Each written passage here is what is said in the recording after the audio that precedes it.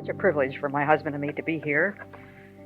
And I wanted to begin this afternoon's talk entitled God Moves in Mysterious Ways. And I want to give you a poem by Amy Carmichael. She must have written well over 1,000 poems. I have her thick book of poetry. But this one I've had for many, many years, entitled No Scar. Hast thou no scar, no hidden scar on foot or side or hand? I hear thee sung as mighty in the land. I hear them hail thy bright ascendant star. Hast thou no scar? Hast thou no wound? Yet I was wounded by the archers, spent, leaned me against a tree to die, and rent by ravening beasts that compassed me. I swooned. Hast thou no wound? No wound? No scar? Yet as the master shall the servant be, and pierced are the feet that follow me. But thine are whole. Can he have followed far who has no wound or scar? Powerful words. Well, I grew up in a very godly home where we sang hymns every morning. And we had to be down for breakfast at 7 o'clock on the dot. My father had been alone with his Bible since 5 o'clock in the morning. He was praying for his children. And everybody had to be exactly on 7 o'clock.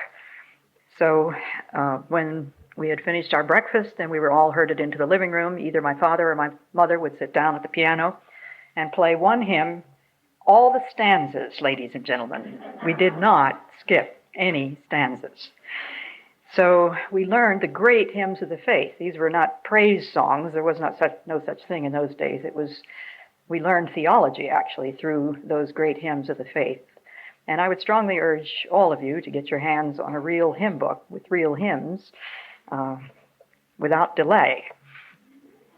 But we sang the hymns every morning, and of course we 6 children weren't paying any attention to what the meaning of the words was. We just did what all little children can do. They can learn instantly. It doesn't make any difference whether they understand it or not. So we learned those hymns, and then either my father or my mother would always sit down at the piano and play one hymn per day. Then my father would read the Bible, and then we all got down on our knees in the living room, and he would pray for each of us by name. And then we all joined in the Lord's Prayer. So that is the kind of a home that we came from, and for which all 6 of us are unutterably grateful. He prayed for us just before we left for school. And the presence of God in our home grew more and more real and dear to me. And I thank God for that kind of upbringing. I still have my mother's guest book, in which she collected the autographs of 42 different missionaries who stayed in our home. And among them was a young woman by the name of Betty Scott Stam. I don't remember her very well. I just remember vaguely that there was this very lovely young woman who was on her way to China to be married to her fiance, John Stam. And some of you may know the story of John and Betty Stam. They worked together very happily for a year. They had a baby girl born in that year, and communists came into that little town and captured John and Betty, leaving the baby there on the bed, and took them to the chopping block, and Betty had to watch while John had his head chopped off, whereupon she then had to put her head on the chopping block and was killed. A Christian Chinese man discovered the little baby who had been lying there for 3 days alone, and these men, whoever they were, that were decimating the whole town, they had been through that whole house, and apparently, by the mercy of God, had never seen that baby, had never noticed. And the child was, of course, very hungry, I'm sure. But that child still lives, as far as I know. She lives in Philadelphia.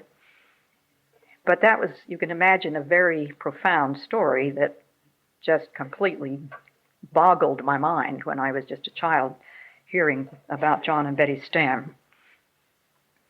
So we 6 children were very often privileged to sit at the dinner table and hear these remarkable stories of God's blessing and protection of those whom he had called to be foreign missionaries. And my parents were foreign missionaries for 5 years in Belgium. I was born in Belgium, and so was my older brother. We 6 children were very often privileged to sit at the dinner table and hear firsthand these remarkable stories of God's blessing. And I began to pray and hope that God would give me the privilege of being a foreign missionary. When I was a teenager, I attended a Bible conference in Keswick, New Jersey.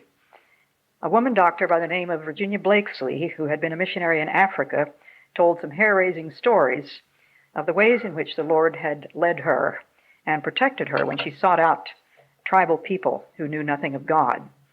She lived alone in a little tiny jungle house, and one night she was awakened by wild screams and shouting. She rose from her bed, and as the uproar grew louder, she saw, nearing her house, a group of frenzied men carrying torches and screaming and showing their weapons, holding flaming torches with them. And they surrounded her house, and she did the only thing that she knew to do. The only thing that she could do. She dropped to her knees and prayed that the Lord would protect her. Suddenly, the screams stopped immediately, and the whole tribe disappeared back into the forest. This happened several nights in a row, and I heard her tell this story firsthand. One morning, the leader of the group appeared, demanding that the lady show them her watchman. "I have no watchman," she said. "You lie. You have a watchman," screamed the leader. Dr. Blakesley graciously opened the door and asked the man if he wished to search the house. They made a thorough search, and she said, "Did you find him?" They said, "No, but we saw armed men on the roof with flaming swords." Now, I was sitting on the front row in the auditorium on that summer day, and I saw, as Dr. Blakesley told the story, tears pouring down her cheeks. She leaned over that pulpit and quoted with powerful intensity the wonderful words of Isaiah 50, verse 7. "The Lord God will help me. Therefore shall I not be confounded. Therefore have I set my face like a flint, and I know that I shall not be ashamed." I never forgot that. How could I? Years went by as I prayed that God would call me to missionary work.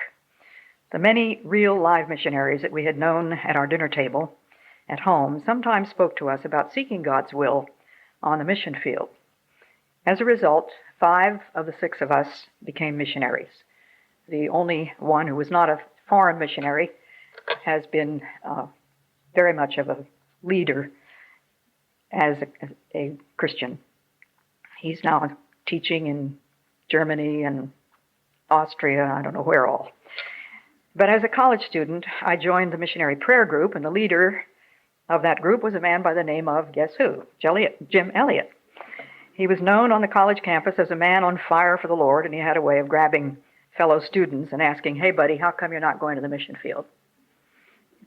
If they stumbled and started over around, he would say, sometimes they would say, "Well, I don't know, I just don't really feel that God has called me to be a missionary." And Jim's response was, "You don't need a call, you need a kick in the pants." Well, there was a large convention held at the university for students who were interested in foreign mission work. Jim attended, this would have been 1949, and asked God what he wanted him to do. At the end of the convention, he wrote, "The Lord has done what I wanted him to do this week. I wanted primarily peace, about going into pioneer Indian work. And as I analyze my feelings now, I feel quite at ease about saying that tribal work in South American jungles is the general direction of my missionary purpose." 5.5 years went by before he believed that God had given him permission to marry me. He was working with the Indians of the eastern jungle of Ecuador in South America, and I was on the other side of the high Andes Mountains with a different group called Colorados, There were two British women who had been struggling with the Colorado language in the western jungle. They had not had linguistic training, which I had had, and so they invited me to come down. And I lived with them for a year, working on what was then called the Colorado language. These people painted themselves brilliant red from head to toe. And so the Spanish word for Colorado, of course, is red. Well, I was on the other side of the Andes Mountains with a different group, but God brought Jim and me together, and we married in the capital city of Quito, Ecuador. And we continued to work on the language of the Quechua Indians.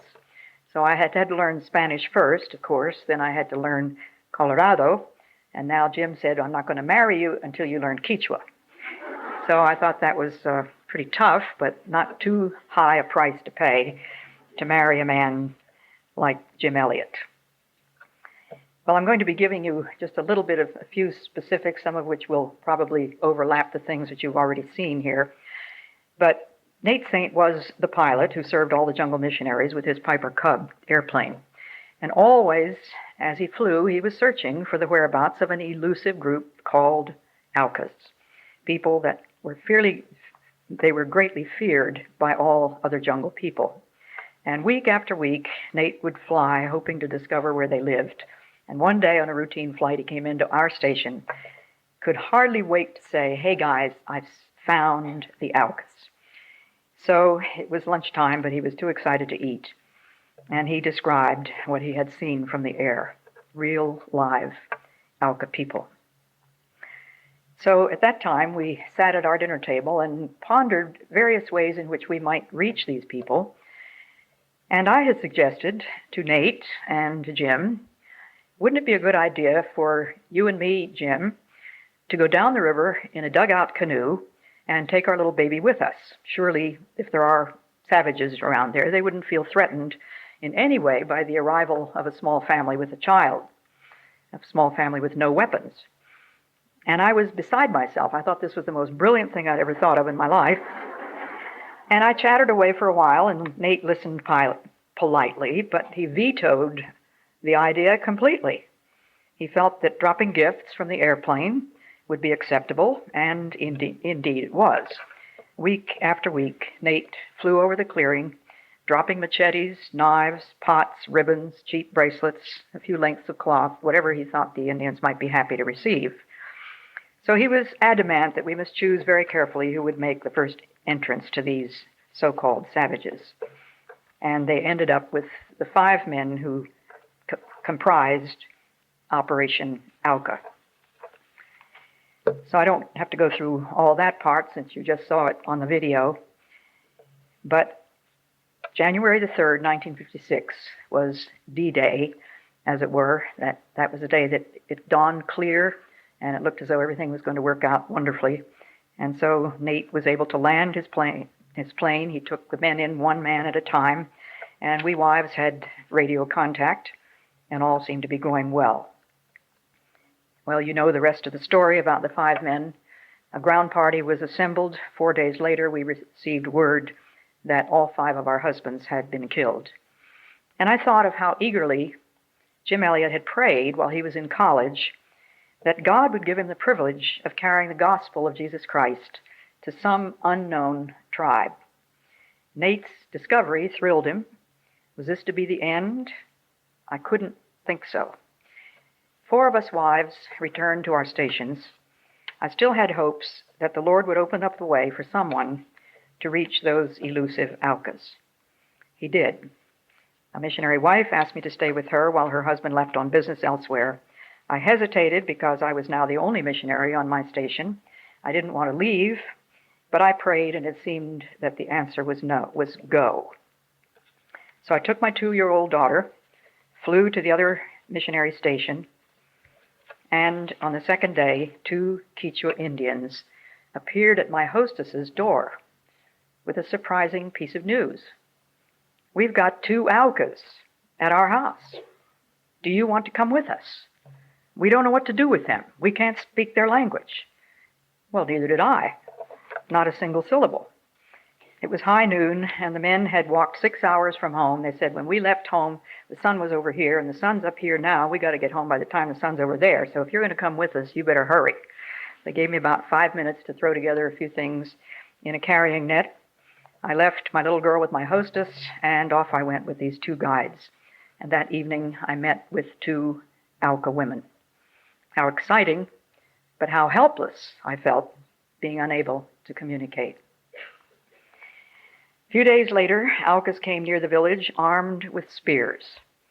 One Quechua man who was traveling peaceably in his canoe with his wife was speared to death just around the bend of the river where Valerie and I were bathing with two Auca women. As they went around out of sight of the bend of the river, we heard a shout, and we heard that two Aucas had appeared. The man was speared to death he had speared his dog to death, and his wife was captured. So the entire village was in an uproar and had to be evacuated. Well, I have to skip over a whole lot of things before the time came for me and Rachel Saint and my daughter to actually go and live with these two Auca women who had stayed with me for a whole year. And they had said, when that palm fruit gets ripe, we're going home. We want you to come with us. And so it transpired that we were able to go and live for 2 years with those Indians. And you saw the pictures of what it was like. It was just perfectly lovely, marvelous opportunity. A lovely, warm, clear river ran very close to the little house. We had a house with 6 poles and a thatched roof, no walls, no floors, no furniture. Valerie slept on a slab of bamboo, wrapped up in a wool blanket, and I slept in a hammock right next to her. And of course you saw her playing with the children, having a wonderful time. Each day began very early in the morning. We could hear the men beginning to sing as they lay in their hammocks, probably around 5 o'clock or sometimes earlier. And the song was about the creation of the world. They told us that. And this is the way it sounded. And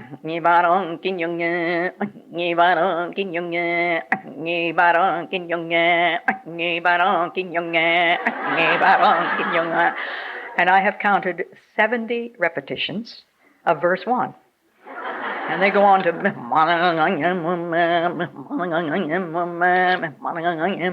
I'd say, well, what are you talking about?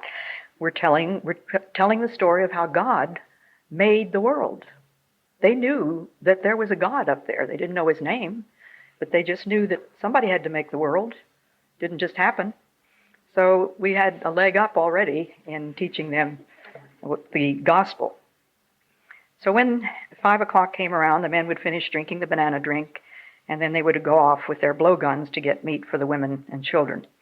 And they hunted all day, sometimes returning with very little, and sometimes with a howler monkey, which is a pretty big monkey about this size, and enough meat for just about everybody in that clearing. Once in a blue moon, they would come back with a wild pig, or perhaps a tapir, which is the largest wild animal in South America. They were very peaceable animals, but very large. When the women had finished their banana drink and had fed their children, they went to their planting, often leaving the 2 or 3-year-olds to stay home, tend the fires, and take care of the babies. The smallest babies, were carried all day by the mothers as they worked. Remember, they had no clothes and nothing resembling a diaper. Older babies, and I know you call them diapers, but there is no such word in the English language. It's diaper. Older babies were often left to the mercy of 3 or 4-year-olds while the mothers went off cultivating or working in their plantations. There were very few edible wild foods, so hunting and planting were essential all day, every day. And I never heard anybody complain. Everybody was happy, everybody was cheerful, everybody was kind. Sometimes Gikita, the oldest man in the tribe, would come back after a whole day's work with one little squirrel about that size, and he had 13 children hungry for supper, waiting for what he was going to bring back. And you know what he did? He came over and gave the little squirrel to Valerie and said, no, I want her to have it. I brought it home for her, she's to have it. And nobody else had anything to eat that day, as far as I know, but they insisted. Well, I learned many valuable lessons along those lines. I hope I haven't forgotten them. Never have I lived with such happy, kind, sensible, and wonderfully generous people. I slept in a hammock with a fire beside me, as did all the adults. My daughter slept on a slab of bamboo, and early in the morning I would hear that sound of the men singing, which I gave you. Then there were two boys who had built themselves a sort of a platform right next to my little hut, because they didn't want to miss anything at all that this crazy foreigner ever did. And so they would be lying on top of this platform that they had built, just craning their necks to look down for the moment when I would open my blue eyes. Now, they had never seen anything with blue eyes or blonde hair. So they would wait until my eyes opened, and then they would send out the word all the way around, Bato Nyaning Mangamba, which means she's awake. And that stunning piece of news would be relayed all the way around the clearing. Bato Nyaning Mangamba, Bato Nyaning Mangamba. So anyway, I would unwrap myself from the blanket in which I slept, and I would get out of my hammock, and I would hang the hammock up, and then I would go to the transistor radio. I had to go from my little house, which had no walls, no floors, no furniture, just like everybody else's. But I had to go from my little house over to a place where there was a bamboo pole on which there was an aerial by which we could have contact with the Missionary Aviation Fellowship. And so as I would walk from my little hut over there, these boys would use sound effects with my footprints. Eh, eh, eh, eh, eh, eh. There she goes. With those radio. Now, I had a little transistor radio that some of the radio engineers at HCJB had made for me specifically so that I would be able to have contact with the outside. And so I took this little radio along with me, and they made sound effects about absolutely everything. Well, I had to settle for the fact that I was non-stop entertainment. The women made cooking pots, finding just exactly the right kind of mud in the river, molding the pot, shaping it beautifully, and placing it in a very hot fire. They offered to help me to try to make one of these, and of course I made a mess of it, which sent them into gales of laughter. The same thing happened when they wanted me to try to make a hammock like theirs. My first attempt at rolling the string, and they rolled the string on their thigh, it was a disaster. And so, of course, there was great hilarity. They just died 1,000 deaths over my stupidity, and it was perfectly clear to them that I was useless. But we all laughed about it, and the most important thing, of course, was a man's spear used for hunting this wild stuff they were after. And it was always exciting when the men came back in late afternoon. What might there be for supper? Usually it was the meat of howler monkeys. A howler monkey is pretty big, about that big, and they do make a tremendous howl. I mean, it carries through the jungle for probably miles. And that was what they always hoped to get and sometimes did not. But the women would fan up the fires, singe the entire animal. Have you ever smelled the smell of burning fur? Try burning animal. And I had to confess that I really didn't want a piece of that meat because the smell of burning fur permeated through the whole pot. But later on they learned that I really didn't like that, so they learned to actually give me a piece of meat before it was singed, after it had been singed. And they would take it off and then give it to me clean. Well, the time came when my colleague Rachel and I began to teach these people about the one who had made the world. They knew that somebody had to have it. Somebody had to have made it. And they had given him a name, believe it or not. But they did not know all that we knew of him who lives and sent his only Son to die for us. They listened intently, drinking in every word. Jesus, Lord of the universe, the one who made the sun, made the moon and the stars, and the Indians had no question about that. They knew perfectly well. Somebody made the sun and the moon and the stars, this lovely river, these beautiful forests, these animals and fruits and foods. He came down to earth many years ago to teach us and to show us how much he loves us. And day after day, the Alkas would listen intently asking again and again, tell us about the one who made the stars. And so we would tell them, tell us about Jesus, his son who loves us. Why didn't we know? Who told us? If you had not found Mintaka and Mankama, we would never have known about the Lord Jesus. Those were the two women who had come out before. Well, now I have to say that many changes have taken place in that area. Lars and I and my daughter and son-in-law were down there in the 1990s. We discovered that huge oil companies have invaded that beautiful, unspoiled jungle in Ecuador. Rivers are being polluted. Irreplaceable trees are being felled. Heavy equipment is tearing up the jungle. But missionaries have continued to try to help the Indians, not only with material help, but also by helping them to give the gospel to other tribes. I know of 2 faithful Indian servants of God who continue to take the gospel, and I receive letters from them 2 or 3 times a year telling me of the different places where they have been. 2 very dear Quechua men that I had known for many, many years. I know of these 2 faithful Indian servants, and I would like to ask you to pray for them as the Lord might bring them to mind, the 2 godly men who do most of the preaching. 5 men had died on January the 8th, 1956. One of them, named Jim Elliot, had prayed fervently that God would do whatever God might want to do with his life. As a college student, he kept a journal. The following are just a few entries. God, I pray thee, light these idle sticks of my life, and may I burn out for thee. Consume my life, my God, for it is thine. I seek not a long life, but a full one, like yours, Lord Jesus. Another entry. Father, if thou wilt let me go to South America to labor with thee and to die, I pray that thou wilt let me go soon. Nevertheless, not my will, but thine be done. Another entry. How few, how short these hours my heart must beat. Then on into the real world where the unseen becomes important.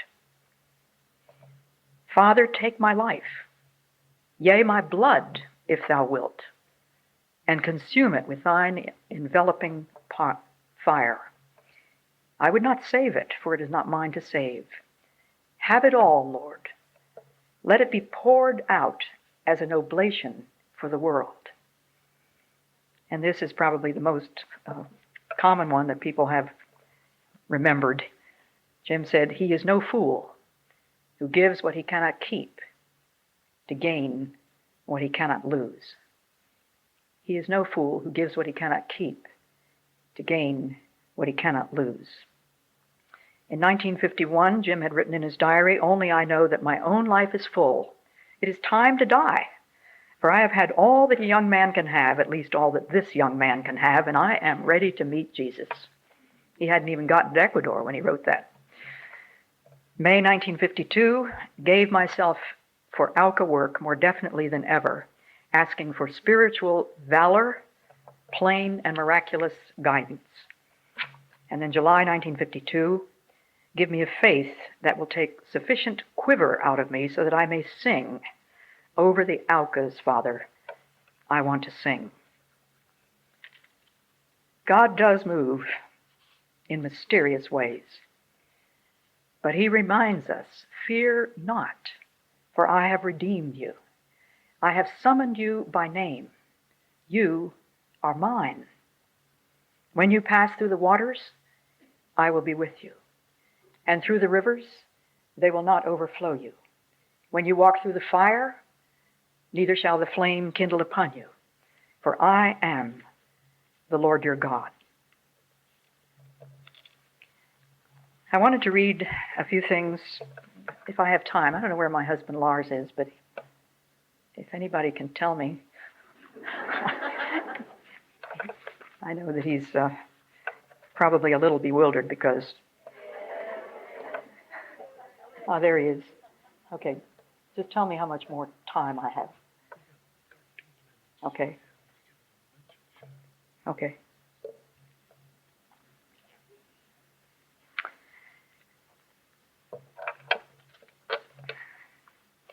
Well, for one thing, it might interest some of you that Lars and I visited my Alka friends in 1996. It was a delight to see so many of those that I had known and to hear that a number had become Christians. Valerie's little playmate, Tamanta, is now in his 40s and is speaking around the country with Steve Saint, son of Nate. In fact, he went to Amsterdam, I believe, with Steve.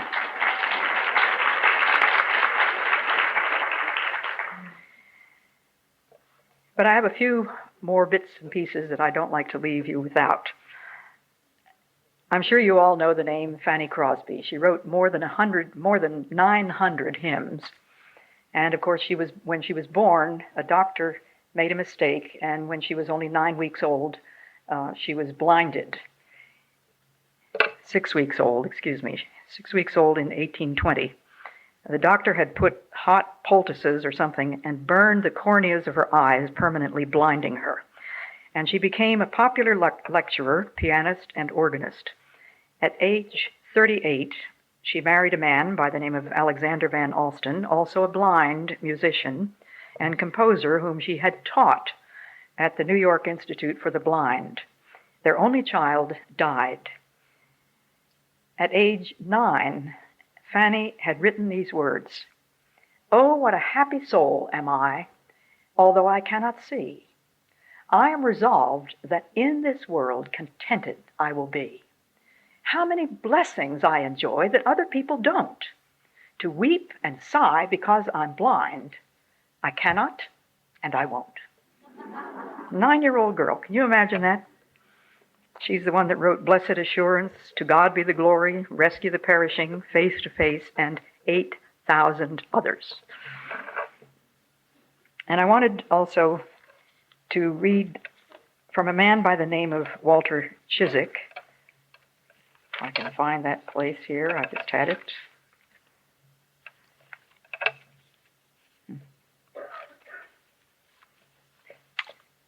Can't find it right off the bat. But I love the poem that the dear Dutch lady from Holland who has been all over the country, Corrie ten Boom. Things like that go in one ear and out the other at my age. But I had the privilege of being invited for tea to her house, to the house where she was staying in Boston. And she invited my daughter and me to come and have tea with her. So as we were sitting there, she got out this little poem and she read it to me. "My life is but a weaving between my Lord and me. I cannot choose the colors. He worketh steadily. Oft times he weaveth sorrow, and I in foolish pride forget he sees the upper, and I the underside. Not till the loom is silent and the shuttles cease to fly shall God unroll the canvas and explain the reason why. For the dark threads are as needful in the weaver's skillful hand as the threads of gold and silver in the pattern he has planned." I don't think either Valerie or I will ever forget the intensity with which Corrie spoke those words.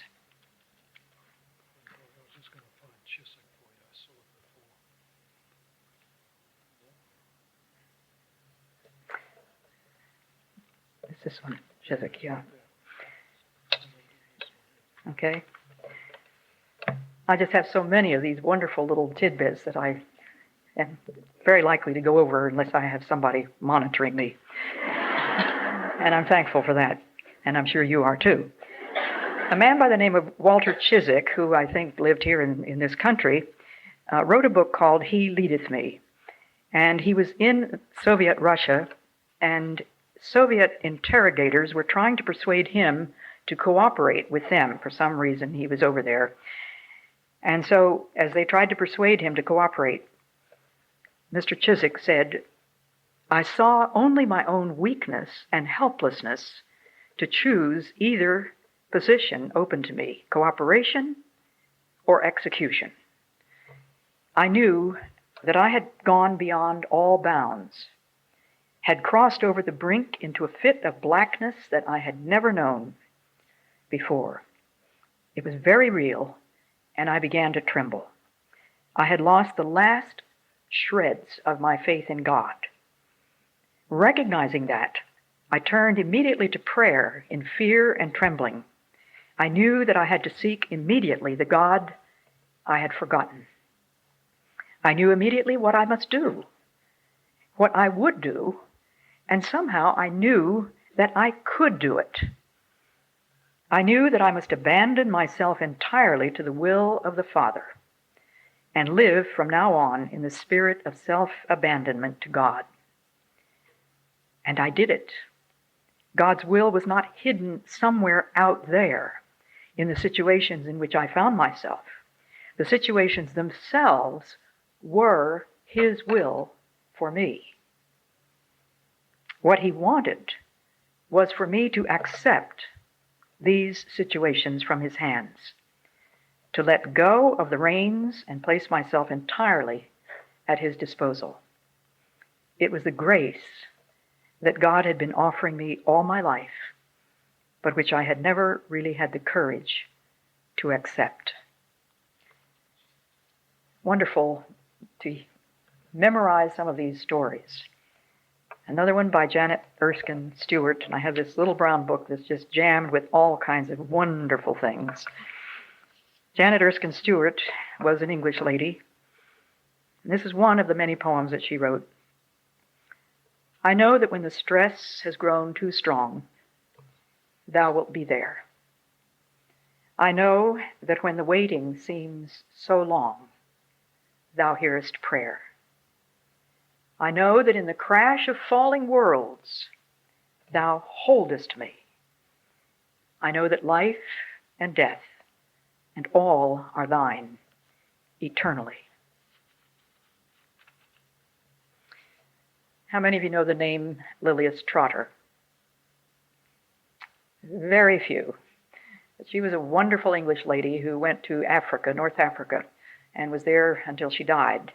And she was a beautiful artist, and John Ruskin had pleaded with her to stay in England, where she could have been very, very famous.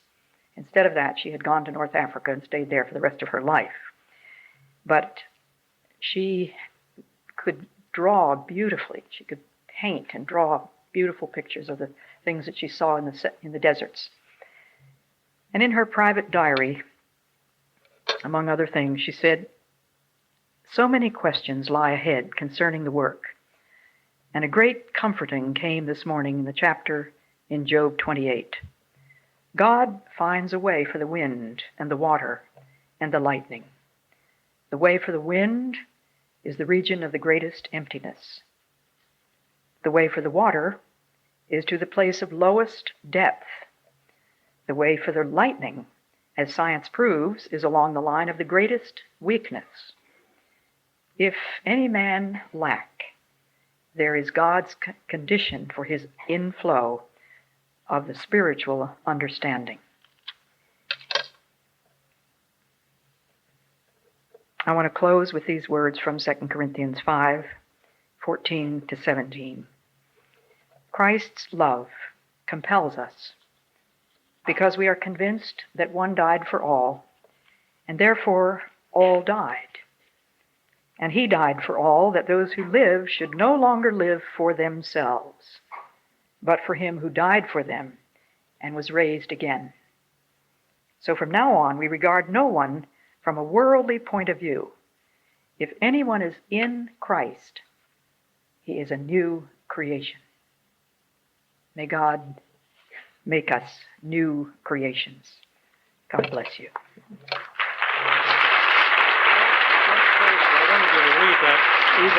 She has it up on the wall in the study, and it's just a wonderful portion of the sermon that was given.